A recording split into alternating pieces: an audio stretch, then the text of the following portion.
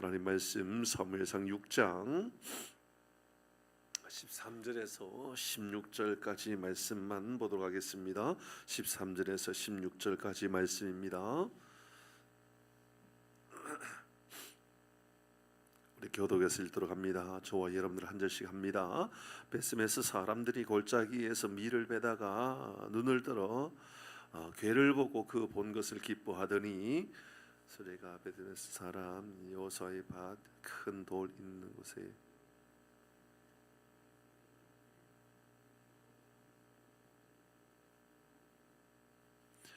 레위인은 여호와의 궤와 그 궤와 함께 있는 금 보물 담긴 상자를 내려다가 큰 돌 위에 두매 그날에 베스메스 사람들이 여호와께 번제와 다른 제사를 드리니라.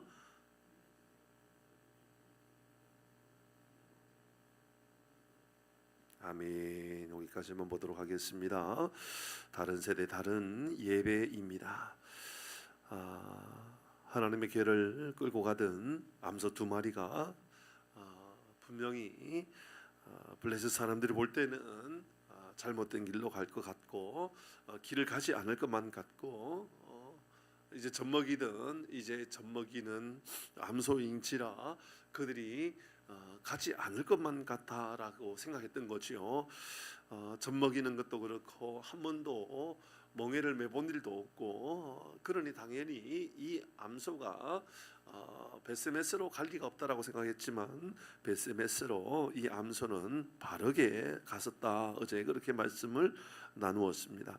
베스메스는 이스라엘 인근 지역입니다. 베스메스 사람들은 밀을 추수하고 있었습니다. 13절에 베스메스 사람들이 골짜기에서 밀을 베다가 밀을 베고 있을 그때였다 했습니다. 그들에게 여호와의 법궤는 분명히 가장 큰 기쁨이었고 영광이었습니다. 그런데 그 모든 기쁨, 영광이 다 떠났죠. 이가봇이라 그랬잖아요. 이가봇 이름을 이제 이 엘리의 며느리가 아기를 놓다가 이제 죽었습니다. 법궤가 빼앗겼다라는 것, 또 남편이 죽었다라는 것, 시아버지가 죽었다라는 것 이런 말을 듣고 너무 고통스러워서 이름을 이가봇이라고 이름을 지었고 이 아내도 이제 이 며느리도 죽었죠. 이가봇의 이름에 대해서 말씀을 드렸던 것처럼 영광이 어디 있는가? 영광이 사라졌구나. 그 감탄사할 수도 있지만 의문사. 영광이 어디 있는가? 우리에게 영광이 없다. 영광은 이제 사라졌다. 그 말이었습니다. 하나님의 법궤가 사라졌습니다. 분명히 사라졌으면 고통스러워야 됩니다. 그러나 그들은 일상에는 아무런 변화가 없습니다. 어떻게 하든지 우리의 목숨을 바쳐서라도 법궤를 지키고 법궤를 찾아와야 되겠다라는 생각이 아니라 그들은 일상의 삶에 여전히 물들어서 살아갔습니다.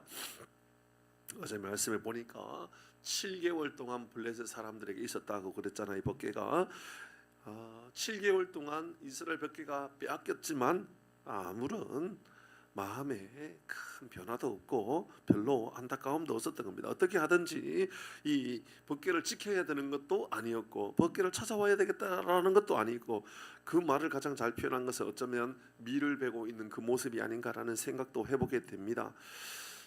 7개월 동안 그들은 여전히 삶은 여전히 진행되어지는 것 아닙니까? 밀을 심기도 하고 물을 주기도 하고 그렇게 시간을 보내다가 이제 추수할 때가 되어서 밀을 추수하게 된 것이겠죠.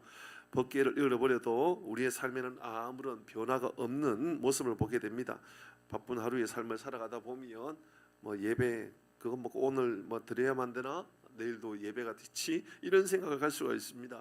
말씀을 읽는 일도 마찬가지겠죠. 말씀을 읽는 것 이것을 말씀을 가까이 하는 것 꼭 오늘 읽어야 되나? 내일도 우리에게 날이 주어졌지 이런 마음을 가지고 읽으면 우리도 골짜기에서 밀을 추수하고 있는 이 베스메스 사람들과 별로 다를 게 없다 그 말입니다. 다 빼앗겼습니다. 그들에게 언약궤를 빼앗긴 것은 그들에게 가장 중요한 피난처를 빼앗긴 것이고 능력을 빼앗긴 것이고 힘을 빼앗긴 겁니다.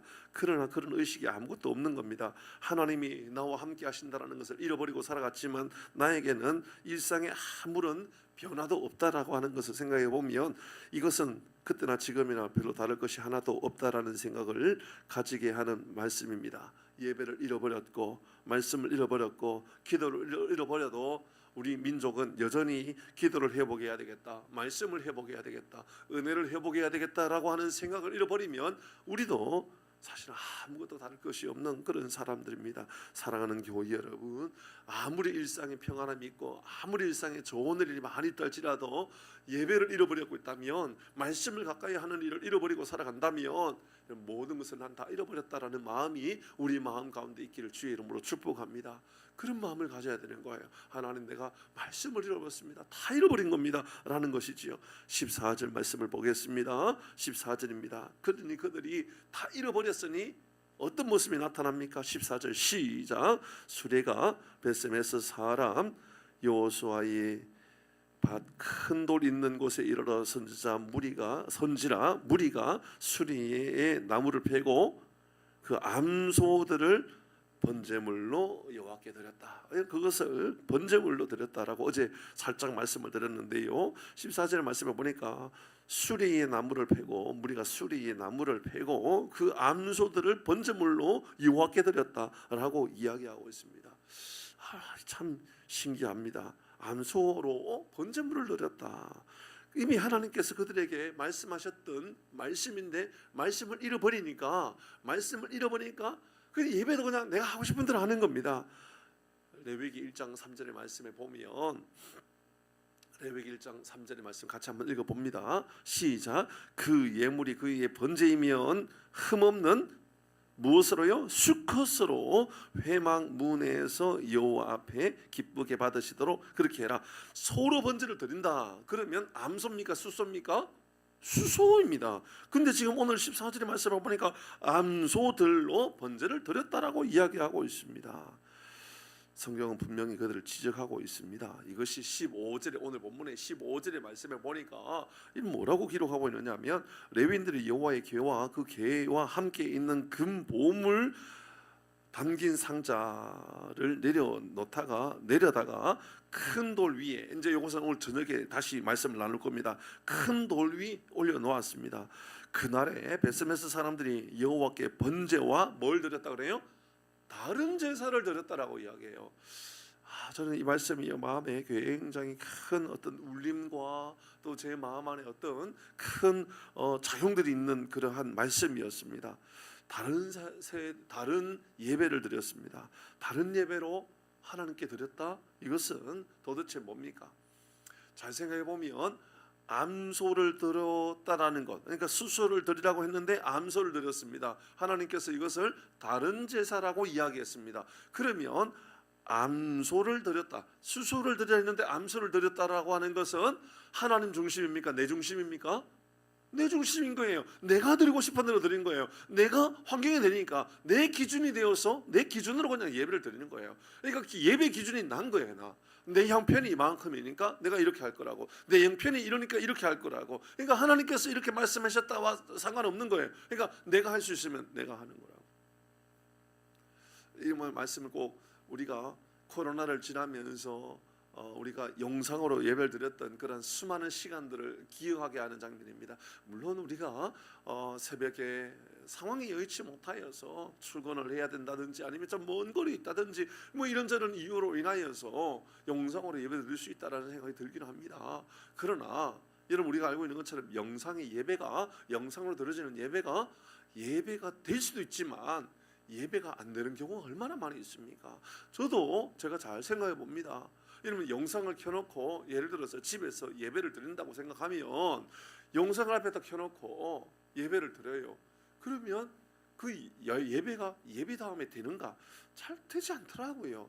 예를 들어서 제가 휴가를 가집니다. 그럼 이 휴가를 가지게 되면 여름에 휴가의 시간을 가져서 다른 어떤 지역에 가서 예배를 드려요. 그러면 아이고, 내가 그래도 풍산교회 목사니까 풍산교회 예배를 드려야지라는 마음을 가지고 풍산교회 실시간 예배를 켜놓고 예배를 드리면 예배가 잘 드려지는가? 사실 저는 의문점이 많습니다. 조금 잘 안 된다라고 하는 생각이 듭니다. 그게 예배에 집중하기가 어렵다 이런 개념보다도 내가 이게 하나님을 경외함이 있나라는 생각이 듭니다. 그래서요, 제가 이제 휴가 때도요, 그 지역에 있는 괜찮은 교회를 찾아서 예배를 드리러 갑니다. 제가 갈 때 이곳에서 예배를 드림이 내게 참 유익하겠다라고 여겨지는 교회를 찾아 그곳에서 예배를 드립니다. 할 수만 있으면 현장에서 예배를 드리려고 몸부림치는 그러한 시간을 가지게 됩니다. 왜냐하면 내 상황, 내 기준으로 예배를 드린다는 것은 하나님께서 수소를 드리라고 하는데 내게 있는 것을 생각해 보니까는 저 암소가 스스로 왔거든요. 암소가 스스로 그냥 이 수레를 끌고 왔거든요. 그러니까 내가 뭐 수고하지 않아도 저것끼리 지금 왔단 말입니다. 그러니까는 내 형편에 보니까 수수를 따로 준비하지 않아도 되거든요. 암소가 있거든요. 그러니까 드린 겁니다. 수레도 있고 암소도 있고 뭐 드린 거죠. 성경은 오늘 그것을 뭐라고 말하냐면 여호와께 번제와 다른 제사를 드렸다. 다른 제사를 드렸다. 여러분의 삶을 점검하시기를 바랍니다. 여러분의 삶에 내 형편이 되어서 이렇게 예배를 드리고 내 형편이 되니까 이런 헌금을 하고 내 형편이 되는 대로 내가 내 모든 신앙들의 기준을 만들어서 드린다 그러면 혹시나 이것이 하나님께서 내게 주신 말씀을 기준으로 하고 있는 건지 아니면 내 기준에 따라서 내 상황에 따라서 내가 결정하고 있는 혹시나 나도 이 베세메스 사람과 같이 다른 제사를 내가 드리고 있는 것은 아닌가를 점검하게 하는 그런 말씀이 아닌가 생각하게 됩니다. 그러면 여러분 우리는 여호와를 경외함이 우리 가운데 얼마나 많이 어려워지겠는가라는 것이지요. 우리는 어떤가를 오늘 아주 집중하여서 말씀하고 있는 것 같습니다. 한 가지만 더 보도록 할까요? 16절의 말씀을 보도록 합니다. 16절 말씀 같이 읽겠습니다. 시작. 블레셋 5 방백이 이것을 보고 그날의 에글론으로 돌아갔다. 블레셋의 5 방백이 이것을 보고 있었다라고 하는 게 참 신비합니다. 오늘 저녁에도 다시 이 5 방백에 대한 이야기가 다시 저녁에 나옵니다만은 블레셋의 5 지역들의 방백은 우두머리입니다. 리더십 우두머리예요. 지역을 통치하는 통치자입니다. 5명의 블레셋 통치자가 있었습니다. 그들이 그것을 보고 있었던 겁니다. 이스라엘 사람들이 어떻게 예배를 드리고 있는지, 저것을 어떻게 하고 있는지. 아니 세상에 이 여호와의 법궤가, 여호와의 궤가 자기네들 땅에 있을 때에는 사람이 죽어나가기도 하고, 그죠? 막 이 다곤신의 머리가 잘리고 팔목이 잘리고 막 독종이 일어나고 사람이 죽어나가고 막 이런 일들이 있었는데 세상에 이 법궤가 이 베세메스로 왔습니다. 베세메스로 온 이후에 그들이 예배드리는 모습을 본 겁니다. 다른 제사를 드리는데 그것을 본 겁니다. 그리고 그들은 돌아갔다라고 이야기합니다.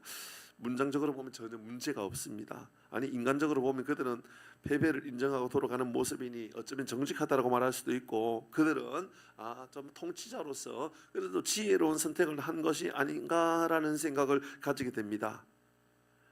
그들은 이미 아스도스에서 있었던 일들, 가드에서 있었던 일들, 에글론에서 있었던 일들, 그곳에서 하나님의 영광, 하나님의 능력을 충분히 본 사람들입니다.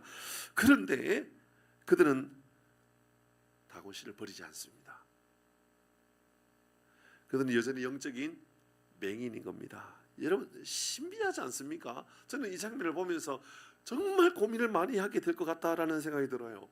여러분 그들의 눈으로 5 방백들은 지금 하나님의 궤가 임하였을 때 나타났던 역사들을 눈으로 직접 본 겁니다. 야, 이건 다곤신이 박살났구나. 우리가 믿는 우리의 신이 박살났구나. 와, 목이 다 잘려버리고, 와, 그 엎드려져 가지고 얼굴이 땅바닥에 막 굴러다니고 있구나. 뭐 이런 생각을 가지면서 5 방백들은 기가 찼을 그런 생각도 가졌을 겁니다. 그런데 그들은 영적으로 어두운 사람들입니다. 그러다 보니까 그들은 이 장면에서 하나님의 교회가 베세메스에 왔기 때문에 하나님께 스스로 돌아온 것 아닙니까? 우리가 빼앗아서 가지고 왔지만 하나님께서 스스로가 돌아간 겁니다.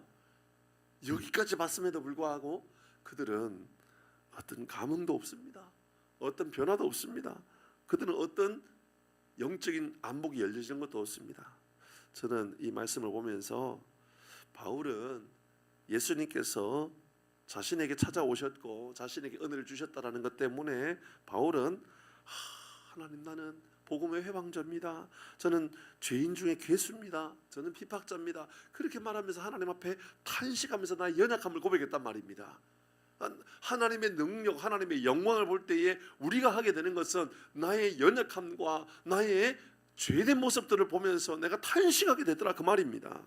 베드로는 어떻습니까? 베드로가 물고기를 밤새 잡았지만 잡은 것이 없었습니다. 그러나 예수님의 말씀을 듣고 순종합니다. 하나님의 능력을 경험하게 됩니다. 하나님의 임재하심과 하나님의 영광을 경험하게 됩니다. 베드로가 뭐라 그럽니까?